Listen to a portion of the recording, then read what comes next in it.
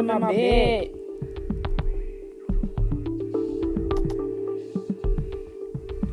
You nasty boy, why would you throw up in my bed? You threw up in my bed like 4 times in a row. Oh, thanks. My granny gonna hop on this live like, Tshey, what you doing, Tshey? No. Oh, Granny. Granny, I'm living my best life, Granny.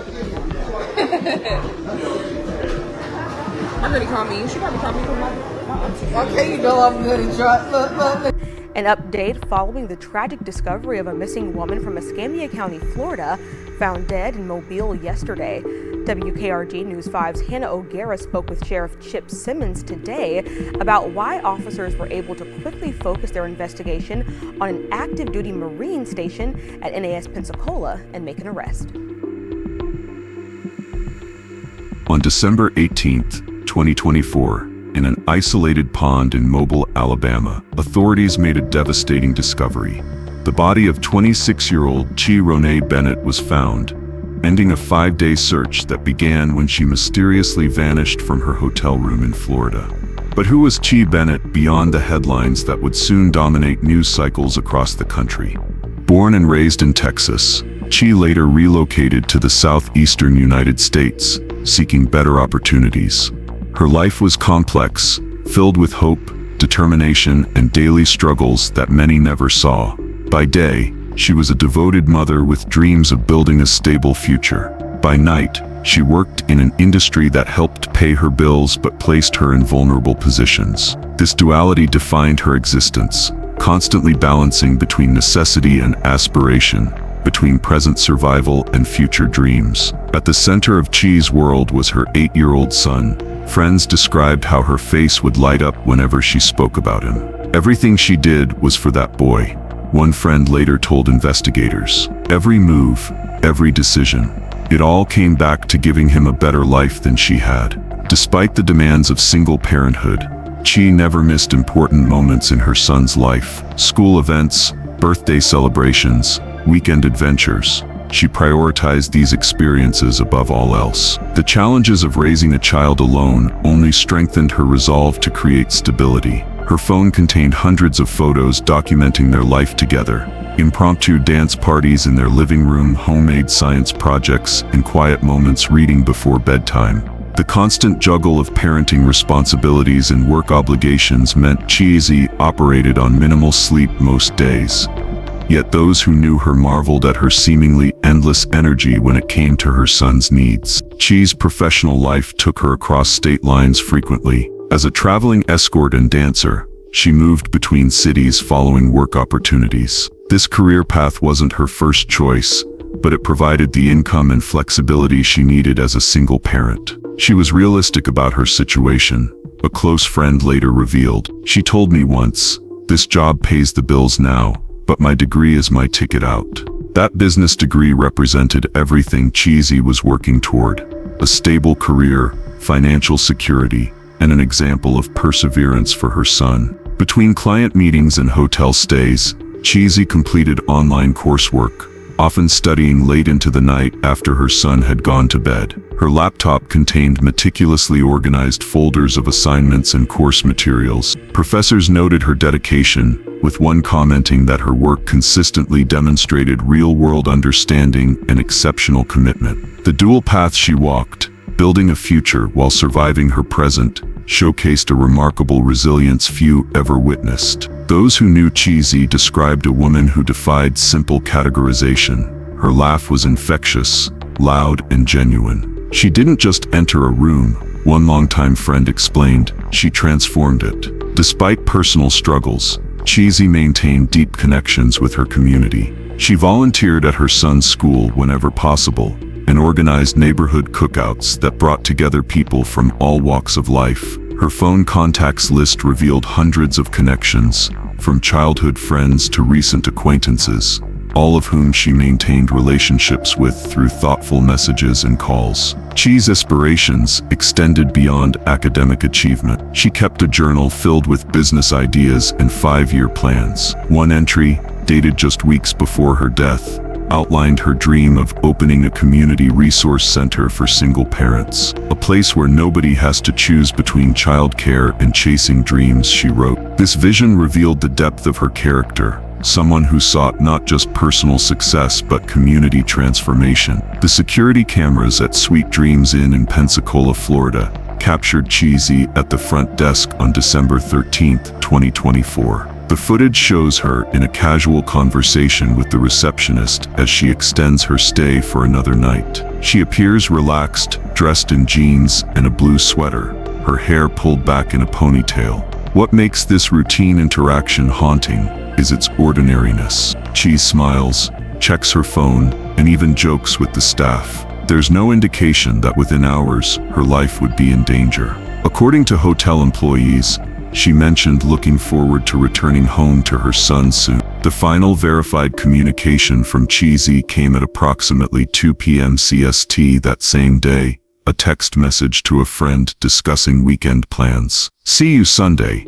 Can't wait to tell you about this crazy week," she wrote. The message, like her hotel desk interaction, gave no hint of concern or fear. Hours later, her digital presence would go silent, and the bright life of Tshey Bennett would be extinguished, leaving behind questions that would take investigators across state lines to answer. Before we continue with this tragic story, I want to take a moment to connect with you, my audience. Understanding cases like Tshey's helps us recognize the vulnerability that exists in everyday life and the importance of awareness and community support. If this story resonates with you, please consider hitting that like button right now. Your engagement helps these important stories reach more people and ensures that victims like Tshey aren't forgotten. Also, if you haven't already, now is the perfect time to subscribe to our channel.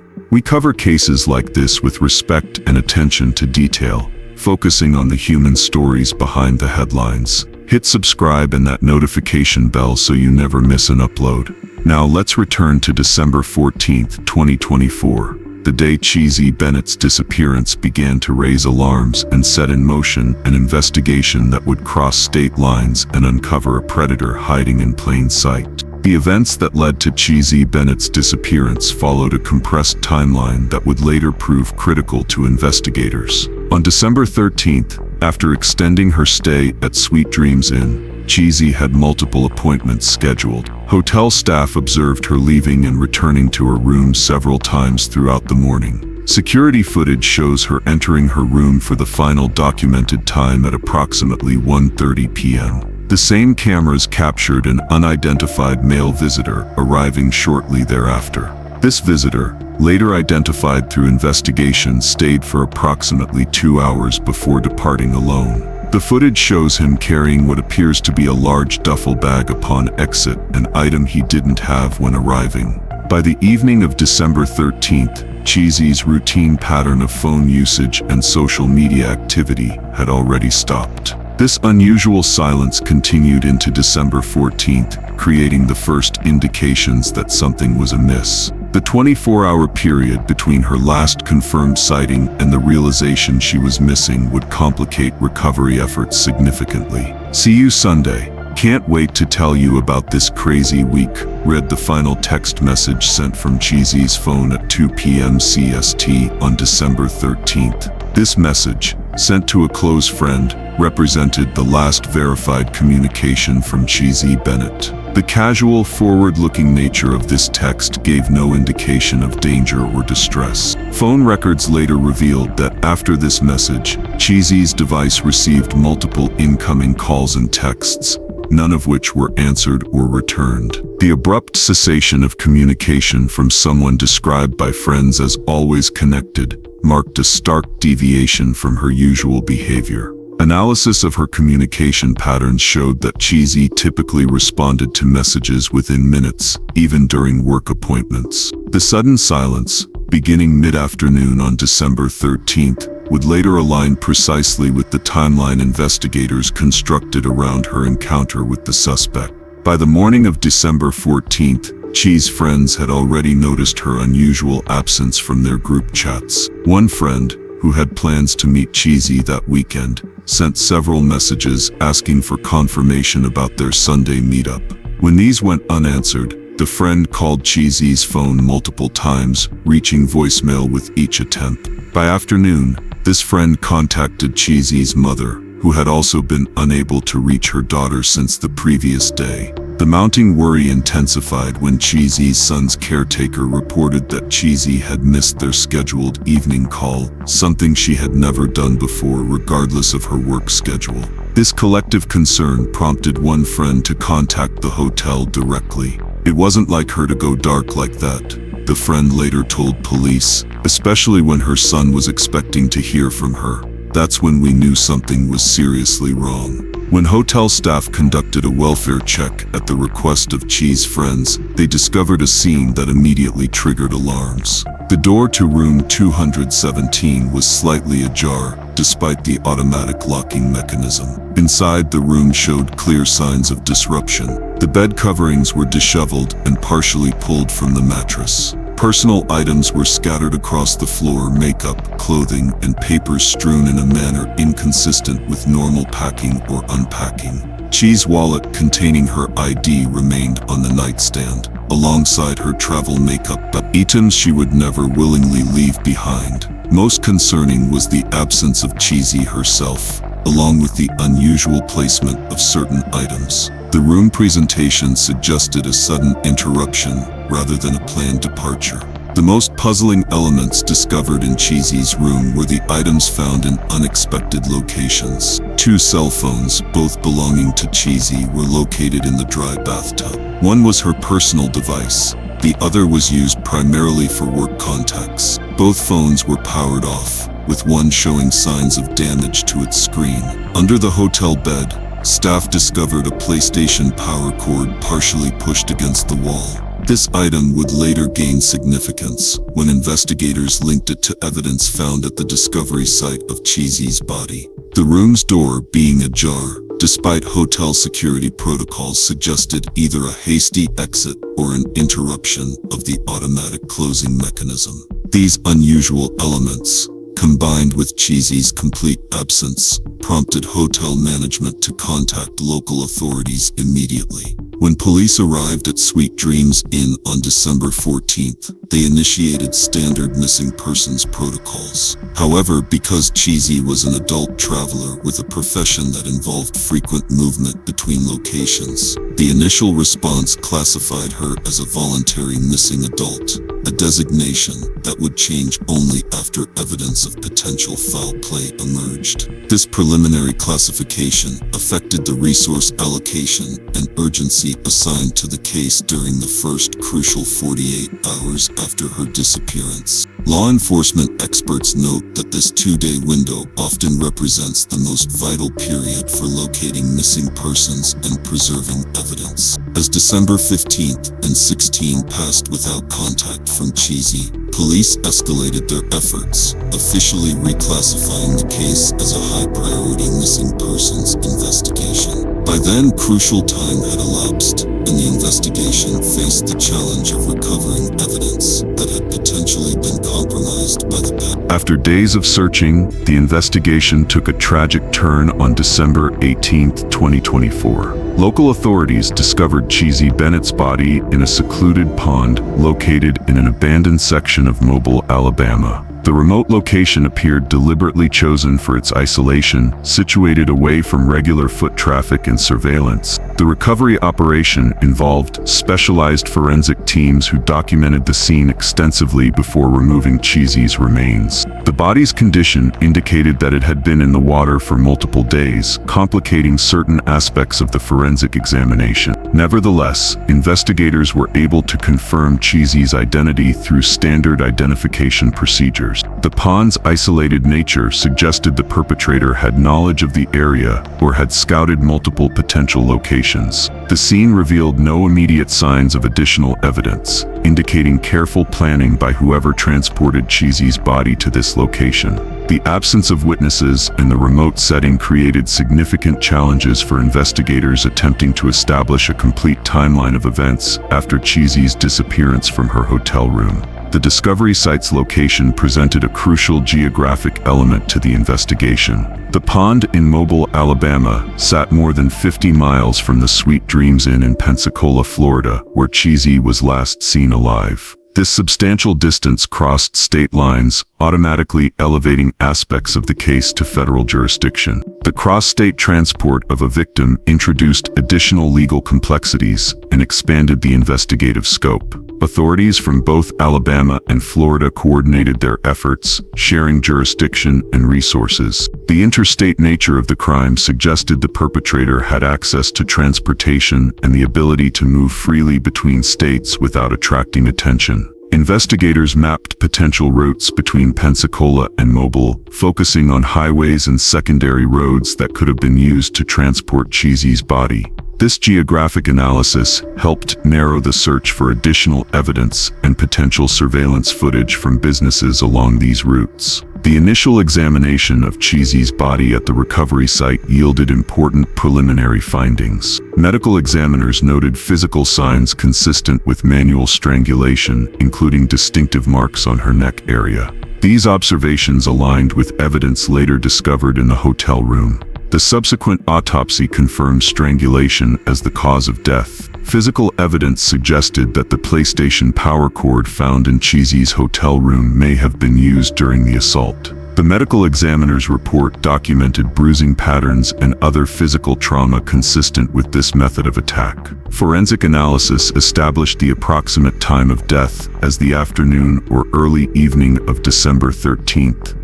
Aligning with the timeline constructed from Tshey's last known communications and hotel surveillance footage. This timing proved crucial in connecting the physical evidence to suspect movements captured on various surveillance systems. The investigation gained momentum when detectives identified a red Mazda CX-5 in hotel surveillance footage from December 13th. The vehicle was recorded entering the hotel parking lot shortly before the last known sighting of Tshey and departing approximately 2 hours later. Rental car records revealed that this vehicle had been acquired through a car-sharing service by a young man identified as Willie Richard Ellington, an active-duty Marine stationed at Naval Air Station Pensacola. The timing of the rental, just hours before his meeting with Tshey, became a significant data point in establishing premeditation. Hotel surveillance provided additional evidence. Footage captured Ellington entering the hotel and proceeding to Tshey's floor. Later frames showed him leaving alone, carrying a large duffel bag that appeared weighted, a bag matching one purchased at a Navy exchange store just before his arrival at the hotel. The case experienced a decisive turning point when investigators accessed Ellington's digital devices. Forensic analysis uncovered a series of Google searches conducted before and after Tshey's disappearance that proved incriminating. These searches included phrases such as "What does a dead body look like after 2 days?" and "How many prostitute murders go unsolved?" The timing of these queries, some occurring before his encounter with Tshey, suggested planning and premeditation rather than panic-driven research after an unplanned event. Further digital analysis revealed Ellington's movements via cell phone location data, confirming his presence at key locations: the hotel in Pensacola, routes matching the likely path to Mobile, and proximity to the pond where Tshey's body was found. This digital trail provided investigators with a comprehensive map of Ellington's movements during the critical hours following Tshey's disappearance. This devastating case highlights how modern investigative techniques can bring justice even when perpetrators attempt to obscure their crimes across state lines. If you're finding this analysis valuable, please take a moment to hit the like button and share this video with others who appreciate thoughtful crime analysis. For those of you who want to understand more about how digital evidence transforms modern investigations, our True Crime Stories playlist features dozens of cases where technology played a pivotal role in solving complex crimes. You'll find the link to this specially curated playlist in the description below. In our next segment, we'll examine the background of Willie Richard Ellington and the disturbing evidence that revealed not just this crime, but a pattern of concerning behavior that had gone undetected during his military service. Subscribe now and click the notification bell so you don't miss this important continuation of Tshey's story. At the center of this horrific case was 20-year-old Willie Richard Ellington, an active-duty Marine stationed at Naval Air Station Pensacola in Florida. Despite his young age, Ellington had secured a position with the Marine Aviation Training Support Group, where he handled significant training responsibilities. His military background stood in stark contrast to his actions. As a Marine, Ellington had undergone extensive training emphasizing discipline, honor, and respect. His commanding officers would later express shock that someone in their ranks could commit such a violent offense. Ellington's personnel file showed no major disciplinary issues within his military service record. To colleagues, he presented as a focused, capable serviceman. This public persona made the private behaviors uncovered during the investigation all the more disturbing, raising questions about screening procedures within military recruitment and ongoing psychological assessment of active duty personnel. Investigators confirmed that Tshey Bennett and Willie Richard Ellington had no established relationship prior to their fatal encounter. Their connection originated entirely through online platforms where Tshey advertised her escort services. Communication records showed that Ellington had arranged the meeting at Sweet Dreams Inn specifically for December 13th. This transactional nature of their interaction became an important element in understanding the crime's context. There was no personal history, no relationship conflicts, and no apparent motive beyond Ellington's predetermined intent. Digital records recovered from both parties' devices confirmed that their communication was limited to arranging the details of their appointment at the hotel. The absence of any prior connection between victim and perpetrator complicated initial investigative efforts, as traditional motives involving personal relationships could be ruled out. Instead, evidence increasingly pointed toward a stranger-based targeting that had been meticulously arranged through online channels. The investigation revealed multiple actions taken by Ellington that demonstrated clear premeditation. On December 13th, the same day as his scheduled meeting with Tshey, Ellington rented a red Mazda CX-5 through a car-sharing service rather than using his personal vehicle. This decision suggested an attempt to avoid direct connection to the crime. Perhaps most telling was his purchase of a large 36-inch duffel bag from the Navy Exchange store just hours before meeting Tshey. Store surveillance captured this transaction, and the timing directly contradicted any claim that the events at the hotel resulted from a spontaneous conflict.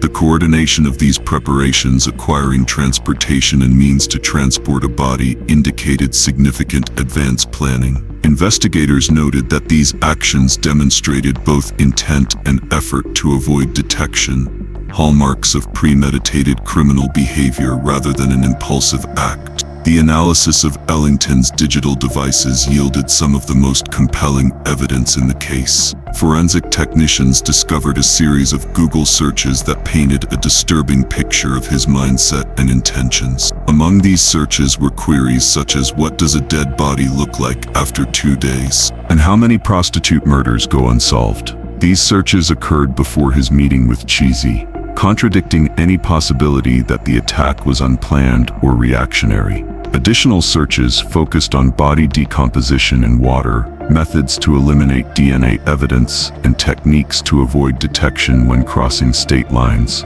This digital trail demonstrated not only premeditation but a calculated approach to committing and concealing a violent crime. Investigators noted that these searches revealed an individual who had contemplated violence against women in his specific target demographic, suggesting that Tshey may have been selected as a victim based on perceived vulnerability related to her profession. As investigators examined Ellington's digital devices for evidence related to Tshey's murder, they made another disturbing discovery that expanded the scope of charges against him. Authorities uncovered a collection of 35 videos containing child sexual abuse material. The ages of individuals in these illegal materials ranged from 11 to 16 years old. This discovery led to additional charges beyond the murder case, highlighting concerning behavioral patterns that extended beyond the violence against Tshey. Initially charged with 35 counts related to this material, Legal proceedings later consolidated these into 5 felony charges concerning possession and transmission of child sexual abuse content via electronic devices.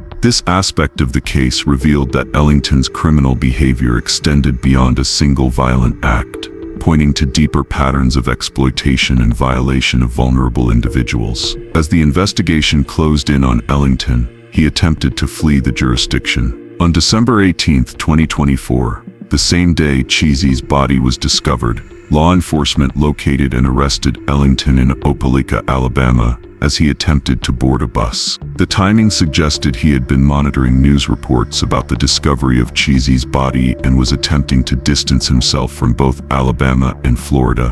When apprehended, Ellington had in his possession a PlayStation console from which a power cord was missing, a critical piece of evidence linking him directly to items found at both the hotel room and the crime scene. His capture in Opelika represented the culmination of a multi-agency effort involving local police departments, state investigators, and federal authorities working across jurisdictional boundaries. The arrest secured not only a dangerous suspect but also preserved crucial evidence that might otherwise have been destroyed had Ellington successfully fled. The trial of Willie Richard Ellington brought together an extensive body of evidence collected through meticulous investigative work. Prosecutors constructed their case using 3 primary evidence categories: physical items recovered from multiple scenes, comprehensive digital forensic data, and testimony from key witnesses. Hotel staff provided critical testimony about their observations of both Tshey and Ellington at Sweet Dreams Inn. Their accounts, combined with surveillance footage capturing movements throughout the property, established the timeline of events on December 13th. The footage clearly showed Ellington entering and later leaving alone with a noticeably heavier duffel bag. The physical evidence included the PlayStation cord found both in the hotel room and matched to the console in Ellington's possession at the time of arrest. Forensic analysis linked this cord to the marks found on Tshey's body.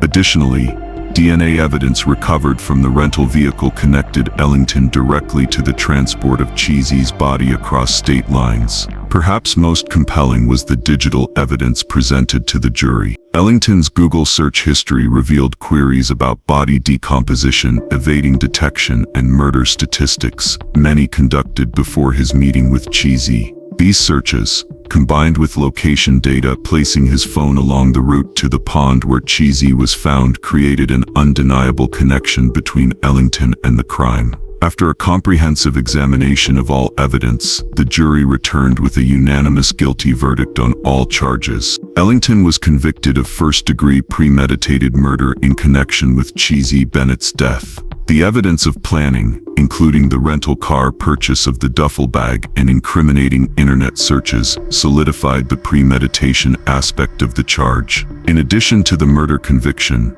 Ellington was found guilty on 5 felony counts related to the possession and transmission of child sexual abuse material. These charges, while separate from the murder case, revealed a pattern of exploitation that prosecutors argued demonstrated Ellington's disregard for vulnerable individuals. The decisive guilty verdict reflected the jury's assessment that the evidence against Ellington was overwhelming and conclusive. Family members present in the courtroom described a mixture of relief and renewed grief as the verdict was announced. Justice had been served, but nothing could return Tshey to her son and loved ones. Following the conviction, the court imposed the maximum possible sentence. For the first-degree murder charge, Ellington received life imprisonment without the possibility of parole.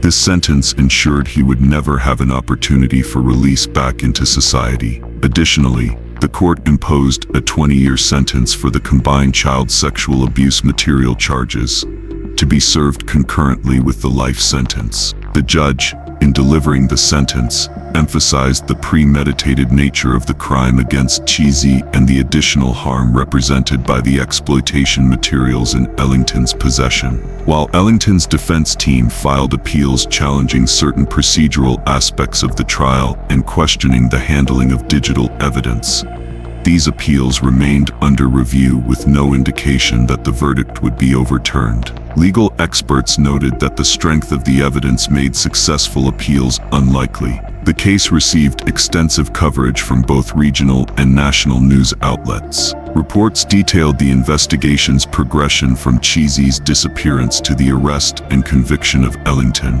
Journalists emphasized factual reporting over speculation, helping maintain the integrity of public information about the case. On social media, public reaction was immediate and intense. Platforms like Twitter and Facebook saw widespread discussion of the case, with many expressing outrage at the crime's brutality and relief at the swift justice that followed. The revelation of Ellington's military status prompted additional conversations about screening and monitoring of armed forces personnel. Numerous online petitions emerged advocating for enhanced protections for those working in vulnerable professions. These public calls for reform demonstrated how Tshey's case had transcended from an individual tragedy to a catalyst for broader societal discussion about safety and protection. In the communities where Tshey had lived and formed connections, her death prompted collective action. Friends and neighbors organized vigils honoring her memory and raising awareness about violence against women. These gatherings emphasized Tshey's full humanity, her role as a mother, student, friend, and community member, rather than defining her solely by her profession or her victimization. Local outreach organizations used the momentum generated by public interest in the case to advocate for expanded resources for vulnerable workers. Their efforts highlighted the need for comprehensive safety nets, increased resource allocation for mental health services, and enhanced protective measures for those whose work places them at higher risk. Military oversight groups also entered the conversation, calling for improved psychological evaluation protocols for active duty personnel. The fact that Ellington's concerning behaviors had gone undetected despite his position of authority catalyzed important discussions about prevention and monitoring within military contexts. Chi Bennett is remembered not for how she died, but for how she lived. Friends established a scholarship fund in her name to support single parents pursuing higher education, a tribute to her own academic aspirations. This fund ensures that her determination to create a better future continues to benefit others facing similar challenges. Community members recall Tshey's warmth, humor, and unwavering commitment to her son. These personal qualities, rather than the circumstances of her death, form the cornerstone of her legacy. Through stories shared by those who knew her best, future generations will understand the full measure of who Tshey Bennett truly was.